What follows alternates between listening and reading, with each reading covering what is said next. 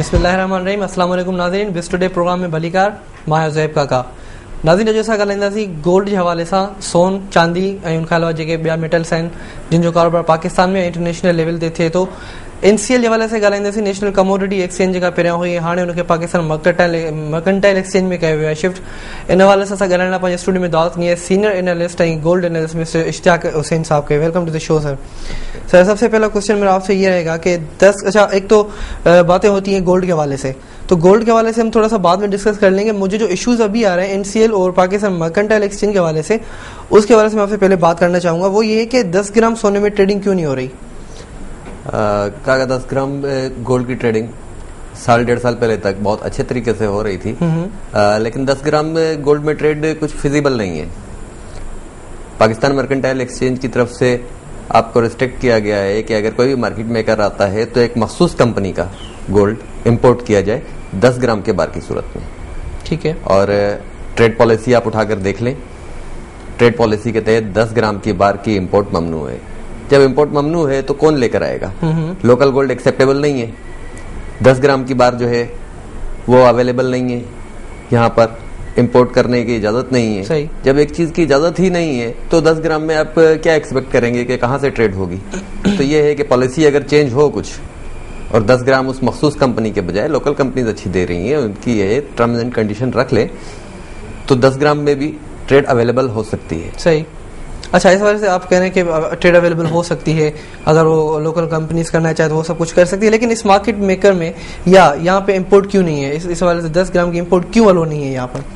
देखिए, यहाँ अब देख लें, सिंध ज्वेलर्स एसोसिएशन से अगर आप बात करते हैं तो यहाँ से जो गोल्ड जाता है, जो ज्वेलरी जाती है, उसके वर्ष में आपको वहां से गोल्ड लेकर आना होता है और उसके वर्ष में आपको 10 तोले से छोटी बार अलाउ नहीं है लाना। ठीक है। आप उसे एक एक तोला या 10-10 ग्राम या एक एक ग्राम में कन्वर्ट करके या बना के या सेल आउट करते हैं, वो मैन्युफैक्चरिंग को आपका एक प्रॉफिट है, वो आपको रेवेन्यू मिलता है। लेकिन अगर आप वहां से बना बनाया लेकर आए गोल्ड तो आपके डॉलर तो यहाँ से जा रहे हैं, आपका डॉलर यहाँ से निकलता रहेगा और वहां से जो है वर्ष में बनी बनाई चीज आती रहेगी और फिर वो वापस निकल जाएगी। सही। इस वजह से थोड़ा सा फिजिबल नहीं है। तो पॉलिसी है, एक पॉलिसी को फॉलो अगर किया जाए तो वो ज्यादा बेहतर रहता है, लेकिन यहाँ पॉलिसी फॉलो नहीं हो रही है। 10 ग्राम अगर गवर्नमेंट ने अलाउ नहीं किया, मैं यहाँ पर यही बात ये करना चाहता हूँ, अगर रेस्ट्रिक्ट किया हुआ है और गवर्नमेंट अगर अलाउ नहीं कर रही, नेशनल कमोडिटी एक्सचेंज जो पहले था, जो पाकिस्तान मर्केंटाइल एक्सचेंज बन चुका है, तो अगर ये पाबंदियां हैं तो ये पाकिस्तान मर्केंटाइल एक्सचेंज 10 ग्राम के इम्पोर्टेड गोल्ड को ट्रेड स्क्रीन पर शो क्यों कर रहा है आखिर? अब इस सिलसिले में आपको पाकिस्तान मर्केंटाइल एक्सचेंज के बड़ों से कुछ पूछना पड़ेगा। जब एक चीज अलाउ नहीं है और रिस्ट्रिक्ट किया हुआ है कि आपने मखसूस जो है कंपनी का गोल्ड इंपोर्ट करना है, सही, तो जो फिजिबल नहीं है, तो फिर यहाँ पे तो ये भी क्वेश्चन आता है कि ट्रेडिंग मार्केट में जो है वो ये ट्रेडिंग पॉलिसी अपनाई जा रही है, जो कि एक गलत पॉलिसी भी है। अगर गवर्नमेंट रेस्ट्रिक्ट किया हुआ है तो फिर इन्होंने ये पॉलिसी क्यों अपनाई है? ये इनकी 4 साल पहले की पॉलिसी थी। 10 ग्राम बार आए हुए आई थिंक 2.5 साल हो चुके हैं। सही। उस वक्त कुछ इंपोर्ट हुआ था, लेकिन उसके बाद जो भी इंपोर्ट करना चाहता है उसके पास यही इशू आते हैं कि नहीं, अलाउ नहीं है। हर एक का यही कहना है कि 10 ग्राम की बार 24 कैरेट 999.9 में हम अवेलेबल कर रहे हैं, हम देते हैं, लेकिन NCL उसके ऊपर अभी तैयार नहीं है। NCL का वही है, नहीं हमने वो करना है, लेकिन हम ये कहते हैं कि जब एक चीज अलाउ ही नहीं है, आपको इम्पोर्ट का परमिशन नहीं है, तो आप उस पर रिस्ट्रिक्ट क्यों कर रहे हो कि यही करना है? राइट। आप उसे हटा दो, ये ट्रेड स्क्रीन से हटा दो जी, 10 ग्राम की जो है खत्म कर दी गई है। और अगर नहीं हटाते तो फिर आप ट्रेड पॉलिसी में आप खुद अमेंडमेंट करवाएं, खुद रूल्स बनवाएं। गवर्नमेंट के रूल को फॉलो करना पड़ेगा। जब आप फॉलो नहीं कर रहे हैं तो एक अलग टॉपिक आ जाता है, वो एक लंबी बहस छिड़ जाती है। मैं तो यही चाहूंगा कि इस बहस का आप हिस्सा बने, आखिर ऐसा क्यों है? फिर आप खुद बहुत अच्छे तरीके से समझते हैं कि कुछ पॉलिसी पॉलिसी की हद तक रहती है। मैं ये इसलिए क्वेश्चन कर रहा हूँ क्योंकि बुलियन मार्केट में शो हो रहा है ये सब कुछ। हाँ, बुलियन मार्केट में अक्सर जो बात होती है, हमारे बुलियन मार्केट से राब्ते रहते हैं, बहुत सारे लोगों से राब्ते रहे, वहाँ यही आता है कि यार 10 ग्राम की बार आप कहाँ से दे रहे हो? 10 ग्राम की बार तो अवेलेबल ही नहीं है। आप कहाँ से लेकर आ रहे हो, किस तरीके से लेकर आ रहे हो। लेकिन साथ में वो ये कहते हैं जब अवेलेबल नहीं है, नहीं लेकर आ रहे हो, तो स्क्रीन के ऊपर ना बायर है ना सेलर है, तो कहते हैं ठीक है आप लगाए रखो, बुलियन मार्केट में गोल्ड की ट्रेडिंग बहुत अच्छे तरीके से चलती रहेगी। सही, क्योंकि बुलियन मार्केट में आपको कुछ एडवांटेजेस हैं। एडवांटेज ये है कि वहां आप 10 ग्राम लेना चाहें, 1 ग्राम लेना चाहें, वो आपको ओपन मार्केट में अवेलेबल होता है। हमारे पास ना 10 ग्राम अवेलेबल है ना 1 ग्राम अवेलेबल है, तोला बार अवेलेबल है। तो वो आप 10 तोले की जो है वो आप काम कर सकते हैं। तो इसमें क्या डिफरेंस आप समझ रहे हैं कि 12 पे काम हो रहा है, 10 पे काम नहीं हो रहा है, इसके पीछे क्या पॉलिसीज हो सकती हैं?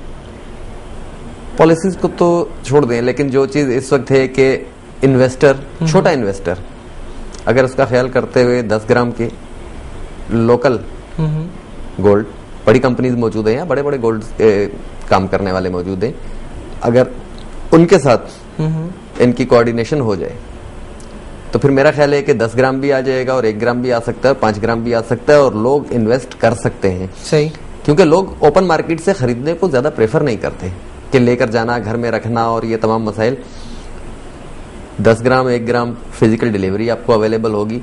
तोला बार में आपको 10 तोले से कम की तो डिलीवरी अवेलेबल नहीं है। एक आदमी 10,000 रुपए या 20,000 रुपए महीना कमाने वाला, 4 महीने में 40-50 हजार रुपए बचाने वाला आदमी, वो कहता है मैं 10 ग्राम परचेज कर लूंगा, वो रख लूंगा, लेकिन वो 10 तोला परचेज करके नहीं रख सकता। ठीक है, 4.5 लाख रुपए हर 3 महीने बाद आपके पॉपुलेशन का 1% भी नहीं कमाता। सही। अच्छा, यहाँ पे दूसरा क्वेश्चन है कि ये भी आ रहा है, अगर आप तोले की बात कर रहे हैं तो ओपन मार्केट में, हम अपनी बात करें कि ओपन मार्केट में पाकिस्तान के एक्सचेंज पर 1200 से 1 तोला ऊपर क्यों है? हाँ, ये इश्यूज हैं, लेकिन अब इस पर ये है कि अगर आप 1200 रुपए ऊपर पर आप परचेज कर रहे हैं तो आप सेल भी उसी मार्केट में कर रहे हैं और तकरीबन 1200 रुपए ऊपर पर सेल भी करते हैं ओपन मार्केट की निस्बत। हाँ, अगर आपने तोला तोला परचेज करना है और रखना है और आप जाके सराफे से या किसी ज्वेलर के पास से आप परचेज करते हैं तो वो आपको 45,300 45,500 में इस वक्त अवेलेबल है। लेकिन जब आप सेल करने के लिए जाते हैं तो वो आपसे 500 रुपए नीचे डिस्काउंट पर वापस परचेज करते हैं। हमारे पास यहाँ थोड़ा सा एडवांटेज ये मिल जाता है कि सेलिंग और बाइंग साइड से अगर आपने दोनों साइड से काम करना है तो फिर आप national commodity exchange, Pakistan mercantile exchange के प्लेटफॉर्म पर आप वो ट्रेड का काम कर सकते हैं। तो ट्रेड के लिए वो इजी है। बाकी ऊपर के रेट जो है वो इंटरनेशनल के साथ अटैच किए हुए हैं। बुलियन मार्केट में इस वक्त दुनिया में सबसे सस्ता है, रेट बहुत ज्यादा डिस्काउंट रेट चल रहे हैं। इंटरनेशनल मार्केट से भी तकरीबन 20 से $25 नीचे के रेट के ऊपर यहाँ अवेलेबल हो रहा है। सही। अच्छा, यहाँ पे एक दूसरा क्वेश्चन आता है कि एनसीएल वालों के साथ मैंने प्रोग्राम किया था, नेशनल कमोडिटी एक्सचेंज, जो कि अब पाकिस्तान मर्केंटाइल एक्सचेंज बन चुका है। उस प्रोग्राम में उन्होंने ये कहा था कि हम इसको एक्सटेंड कर रहे हैं फॉरेक्स में भी। फॉरेक्स जो कि इलीगल है पाकिस्तान में, आपको बहुत ज्यादा पता होगा इसके हवाले से। और उसके इलीगल होने के बाद उन्होंने कहा था कि हमने प्रपोजल सेंड किया SECP वालों को, जो कि वेरी शॉर्टली अप्रूव होगा। लेकिन फॉरेक्स को अपने अंदर एंटर करने की बजाय उन्होंने इसको शिफ्ट कर दिया है पाकिस्तान मर्केंटाइल एक्सचेंज में। कमोडिटी एंड मर्केंटाइल बिजनेस का यहाँ पे एक कोलैबोरेशन दिखाई दे रहा है कि पहले ये कमोडिटी के नाम से टोटल कमोडिटीज होती थी, अब मर्केंटाइल के नाम से ये टोटल बिजनेस हो रहा है।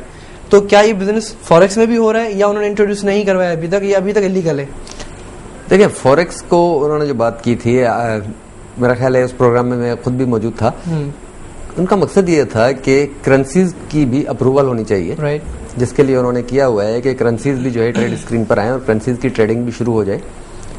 उसका रीजन ये है कि यहाँ हमारे पास मनी चेंजर्स हो गए और उसके अलावा इंडस्ट्रियलिस्ट हो गए, जिन्होंने अपने जो एक्सपोर्ट है इम्पोर्ट है उसे हेज करना होता है, तो उनको हेजिंग की एक फैसिलिटी मिल जाएगी और नेशनल कमोडिटी एक्सचेंज में भी काम बढ़ जाएगा। एक वो था। मर्केंटाइल एक्सचेंज करने का जहां तक मेरा अंदाजा है कि कमोडिटीज में तो मखसूस कमोडिटीज ही आती थी। ठीक है, जब आप करेंसीज के लिए आप काम कर रहे होते हो कि करेंसीज भी आपकी ट्रेड स्क्रीन पर आए, तो करेंसीज तो कमोडिटी में शामिल नहीं है। सही। इसके अलावा और बहुत सारे स्टॉक्स जो है वो कमोडिटीज में शामिल नहीं है। तो तमाम चीजें लाने का प्रोसेस है और आई थिंक कि 15 से 20 साल लगेंगे इनको इस प्रोसेस को कंप्लीट करने में, कि मुख्तलिफ प्रोडक्ट आकर एक कराची स्टॉक की तरह एक बड़ी ट्रेड स्क्रीन बनी होगी। तो एक लंबा इंतजार अभी चाहिए। लेकिन इसमें मुझे जो 2 इश्यूज आ रहे हैं वो 2 इश्यूज ये हैं कि क्या ये फॉरेक्स का काम under the umbrella of Pakistan mercantile exchange के नाम के हो सकेगा या नहीं? ये फॉरेक्स का काम नहीं हो रहा। ठीक है, फॉरेक्स का काम नहीं, बल्कि करेंसीज के खरीदो फरोख्त, फ्यूचर ट्रेडिंग जिसमें फिजिकल नहीं है, ये आपको हेजिंग की फैसिलिटी मिल रही होती है। ठीक है, इसलिए ये अलग तरीके से होगा। बाकी अब फॉरेक्स की बात करें तो फॉरेक्स का काम जितना यहाँ इस वक्त पाकिस्तान में चल रहा है वो इलीगल ही चल रहा है। फॉरेक्स को थोड़ा सा लेट करते हैं, तो उससे पहले मेरा क्वेश्चन ये पाकिस्तान मर्केंटाइल एक्सचेंज के हवाले से रहेगा कि लास्ट 4 ईयर्स में, पिछले 4 साल के अंदर उनके पास सिर्फ और सिर्फ 6 प्रोडक्ट्स हैं, जिसमें से 4 प्रोडक्ट्स उनकी मतलब 3 प्रोडक्ट्स उनकी कामयाब है और 3 प्रोडक्ट्स कामयाब नहीं है। अगर मैं नाम लेना चाहूँ तो गोल्ड जो कामयाब में आते हैं, गोल्ड, सिल्वर और प्लस क्रूड ऑयल। अगर जो नाकाम है वो है पाम ऑयल, राइस एंड कायबोर। कामयाब होने के पीछे क्या वजह हैं और नाकाम होने के पीछे क्या वजह हैं, और इन 4 सालों के अंदर सिर्फ 6 प्रोडक्ट्स, क्या ये बढ़ा नहीं सकते? बात आपकी सही है। गोल्ड के कामयाबी की रीजन तो ये है कि इनकी पहली प्रोडक्ट ही गोल्ड थी। ठीक, स्टार्ट से शुरू के 6 महीने या 1 साल गोल्ड में कोई ऐसी कामयाबी नहीं थी। लेकिन जैसे जैसे टाइम गुजरता है, गोल्ड में प्रॉपर तरीके से काम हुआ, मार्केट मेकिंग शुरू हुई और मार्केट मेकर ने आकर बिड एंड ऑफर कंटिन्यू चलना शुरू हुई। वो वक्त भी था कि बायर होता था तो सेलर नहीं और सेलर होता था तो बायर नहीं, लेकिन गोल्ड में अब प्रॉपर तरीके से ट्रेडिंग हो रही है। सही।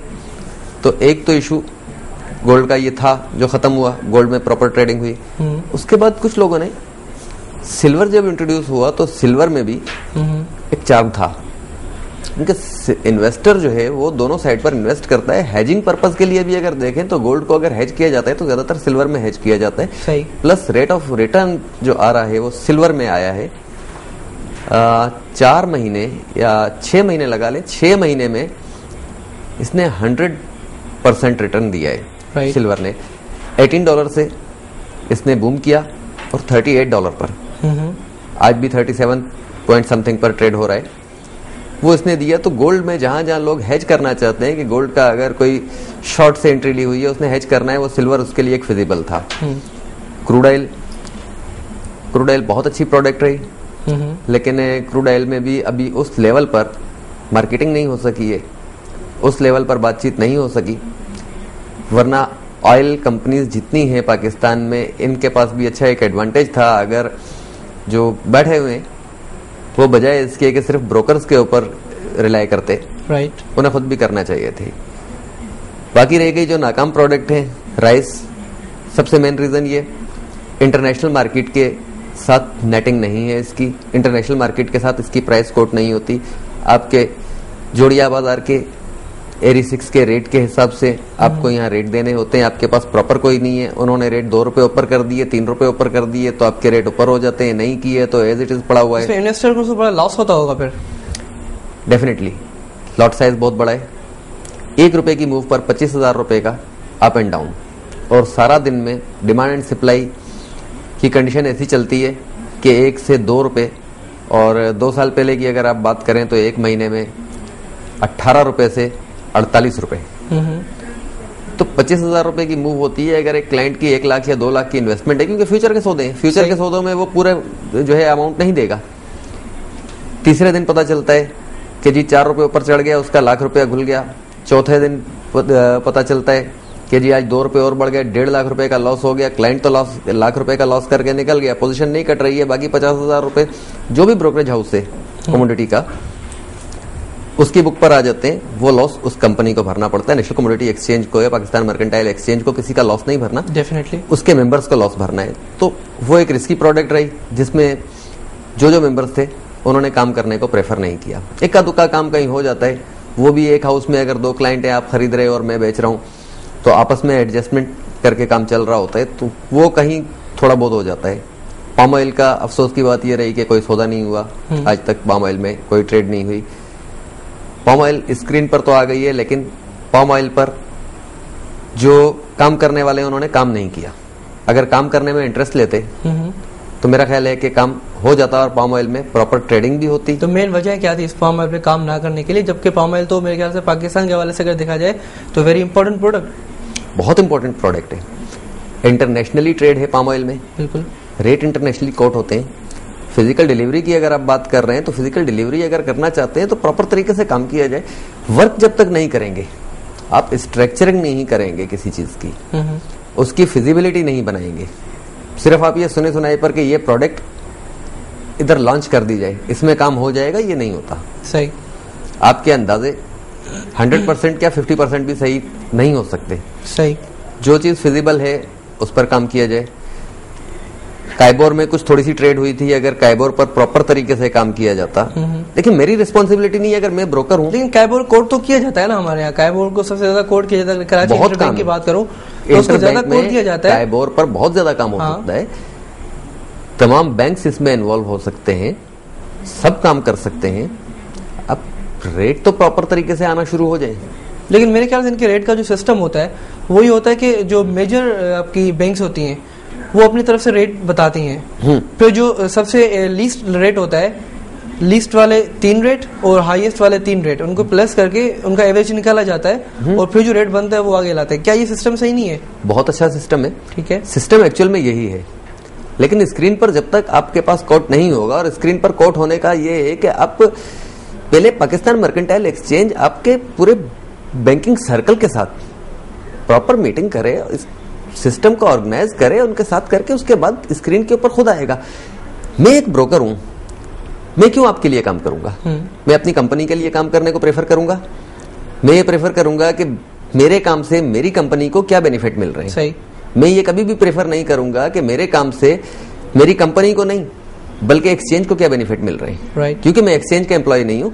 एक्सचेंज के लिए एक्सचेंज के जो एम्प्लॉय हैं, जो वहां से पैकेजेस लेते हैं, जिनको वहां से मिलता है, वो अपने एक्सचेंज के लिए काम करें, मैं अपनी कंपनी के लिए काम करूं। तो बैंकिंग साइड के लिए अगर एक्सचेंज खुद वहां पर गाइड करेगा, उनको बताएगा, उनके साथ मजाकरात करेगा, तो 50% या 40% आप चांस ले लें कि बैंकिंग सर्कल जो है काइबोर की तरफ लाजमी तौर पर रुख करेगा। लेकिन बात वो ये कि मेहनत की जाए, काम किया जाए। अगर काम करना है तो काम करना है, और नहीं करना तो बहाने हजार।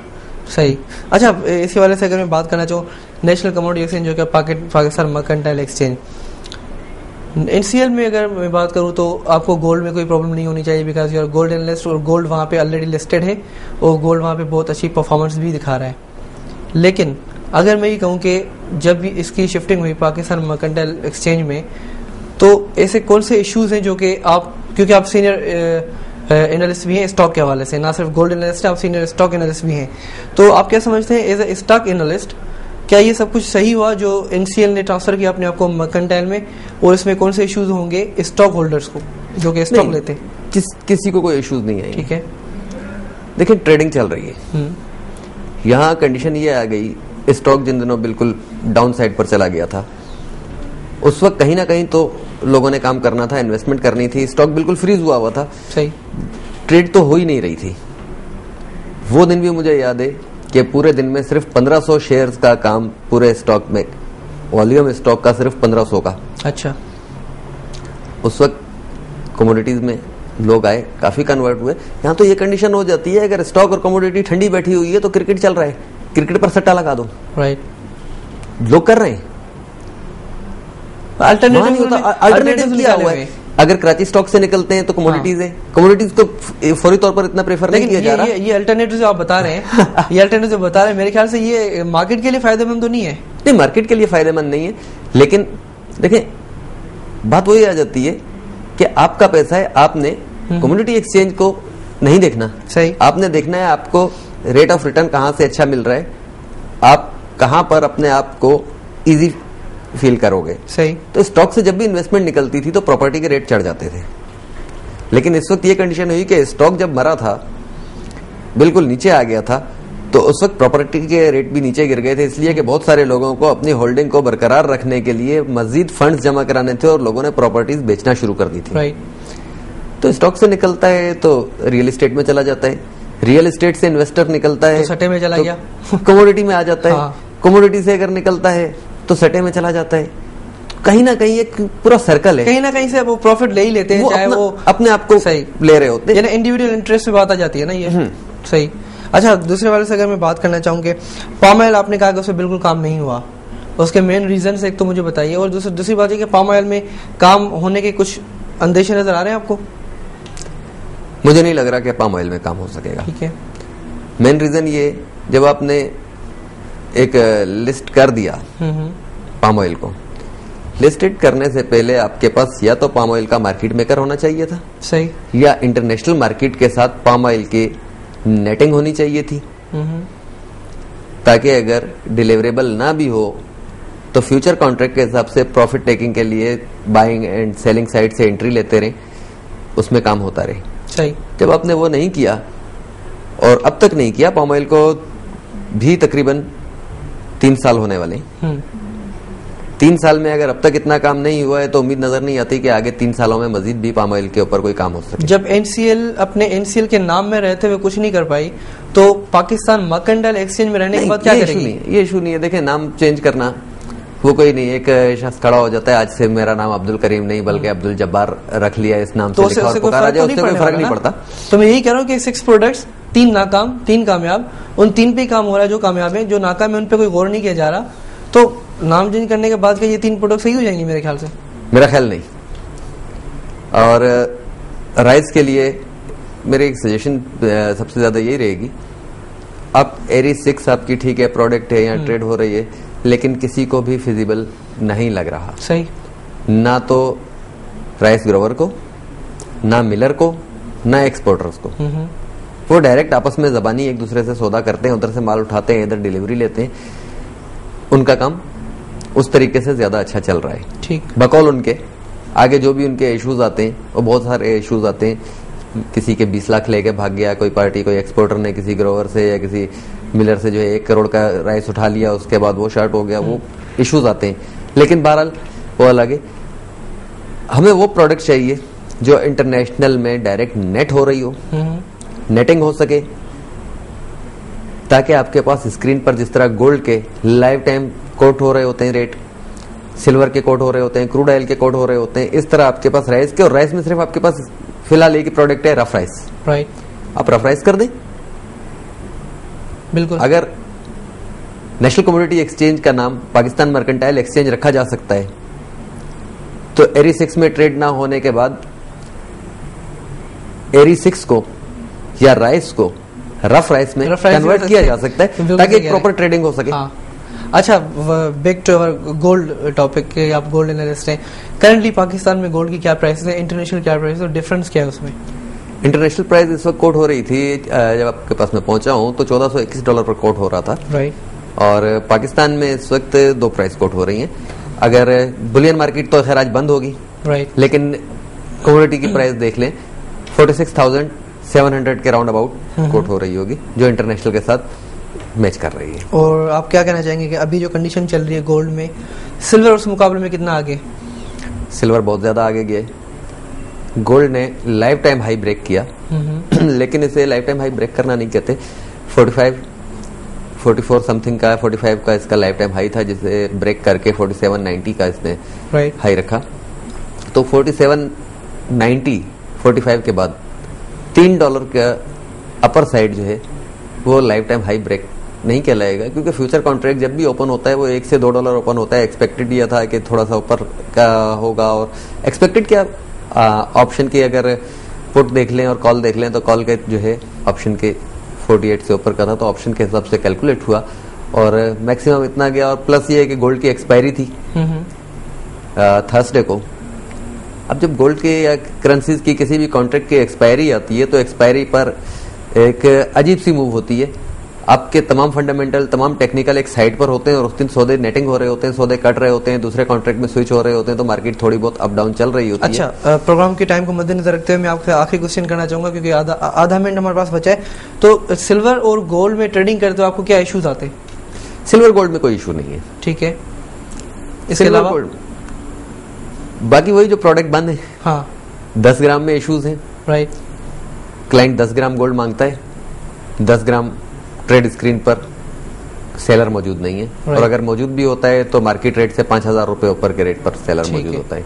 ठीक है। तो इंटरनेशनल के साथ अगर नेटिंग नहीं है या अवेलेबल नहीं है तो यही कंडीशन रहेगी। अगर अवेलेबल होगा तो मार्केट रेट के हिसाब से सेलर भी मौजूद होगा और बायर भी मौजूद होगा। Thank you very much for joining us today Hussain साहब।